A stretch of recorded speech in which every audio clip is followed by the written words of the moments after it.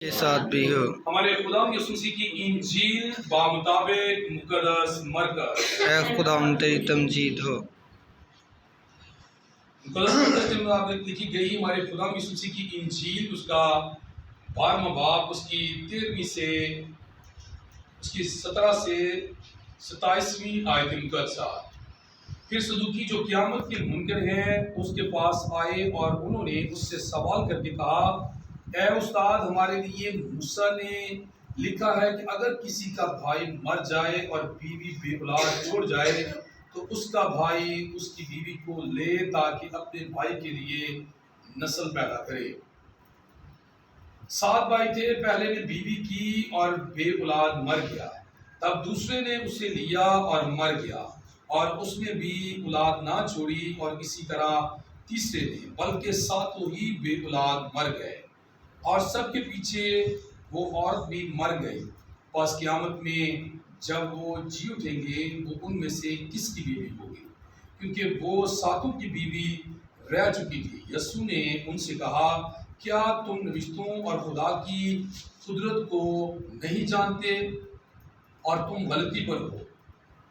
کیونکہ جب مردوں میں سے جی اٹھیں گے تو لوگ نہ بیاہ کریں گے اور نہ بیاہے جائیں گے، بلکہ آسمان پر فرشتوں کی مانند ہوں گے۔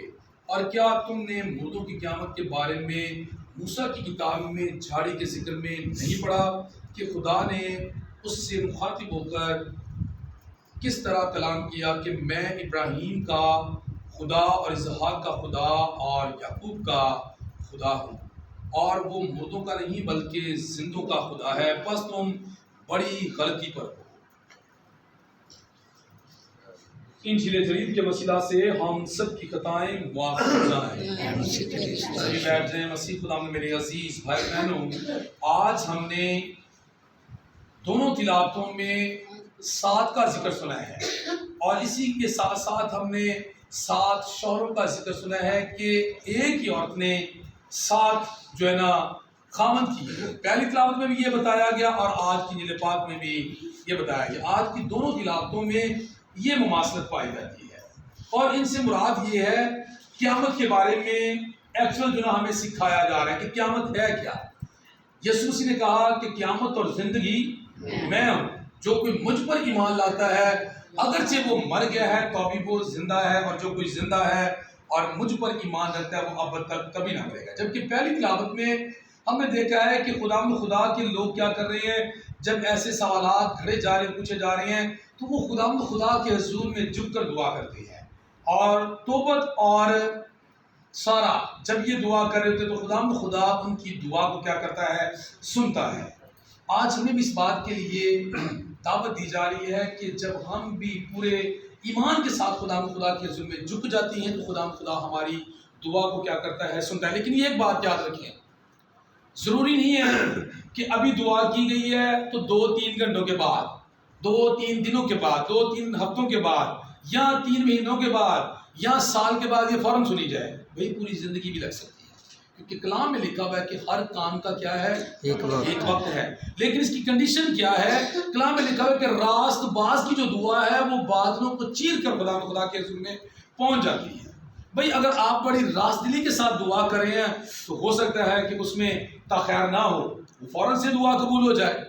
لیکن اگر آپ راستے کے ساتھ دعا نہیں کریں، سن تو لی ہے خدا نے، لیکن جب آپ کا دل، آپ کا ایمان، آپ کا جو ہے نا ذہن صاف ہو جائے گا نا، خدا کے لیے پاک ہو جائے گا، تو پھر آپ کی دعا وہ جو آپ نے کی ہے سنی جائے گی۔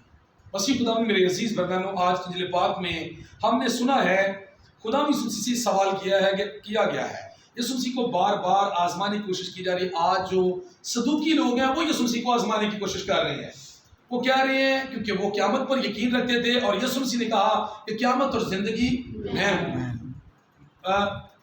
صدوقی جو لوگ ہیں وہ قیامت کے کیا ہیں، منکر ہیں، وہ قیامت پر یقین نہیں رکھتے، اور یسوع مسیح نے کہا کہ قیامت اور زندگی میں ہوں۔ فریسی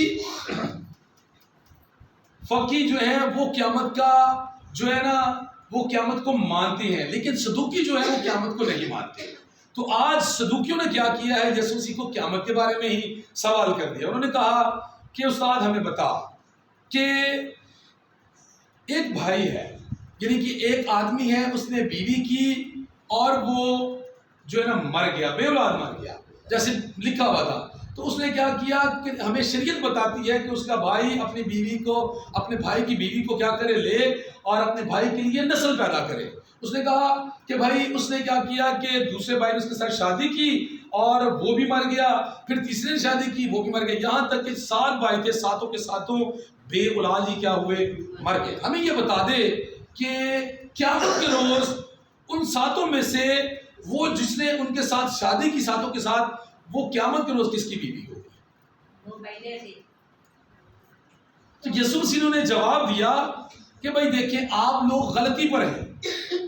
یسوع مسیح نے کہا کہ آپ لوگ غلطی پر ہیں، کیوں؟ کیونکہ جب ہم آسمانوں میں جائیں گے، رحلت کر جائیں گے جانے پانے سے، تو پھر ہم کیسے ہوں گے؟ فرشتوں کی مانند ہوں گے، نہ بیاہے جائیں گے، نہ بیاہ کیا جائے گا، نہ شادی ہوگی، نہ شادی کی جائے گی۔ یسوع مسیح نے پھر آگے پرانے عہد نامے میں لے گیا۔ یسوع مسیح نے کہا کہ بھائی دیکھیں کلام میں یا شریعت کی کتابوں میں یہ لکھا ہوا ہے کہ جب موسیٰ جھاڑی پر سے خدا کو دیکھتا ہے تو خدا اس سے یہ کہتا ہے کہ میں ابراہیم، اسحاق اور یعقوب کا کیا ہوں؟ خدا۔ حالانکہ وہ تو کیا ہیں؟ مر چکے ہیں۔ ایکچوئل جو بات کہی گئی ہے نا، اس میں یسوع مسیح نے آخر میں یہ بات کہی کہ وہ زندوں کا خدا ہے، مردوں کا خدا نہیں ہے۔ اچھا دیکھیں، اکثر اوقات ایسا ہوتا ہے کہ لوگ اس بات کو سمجھ نہیں پاتے کہ ہم کیا دیتے ہیں کہ خدا سے زندوں اور مردوں کا کیا ہے؟ خدا ہے۔ وہ بھائی صرف زندوں کا خدا ہے، مردوں کا خدا نہیں ہے۔ اور زندہ ہے کون؟ جیسے کہ ابراہیم، اسحاق اور یعقوب، وہ خدا کے کلام پر عمل کرتے رہے، خدا کے ساتھ چلتے رہے، تو خدا نے کہا کہ میں ابراہیم، اسحاق اور یعقوب کا کیا ہوں؟ خدا ہوں، کیونکہ وہ خدا کے ساتھ چلتے رہے تھے۔ اسی لیے خدا نے موسیٰ سے کہا کہ میں زندوں کا خدا ہوں، میں مردوں کا خدا نہیں ہوں۔ اور ابراہیم، اسحاق اور یعقوب بھی کیا ہیں؟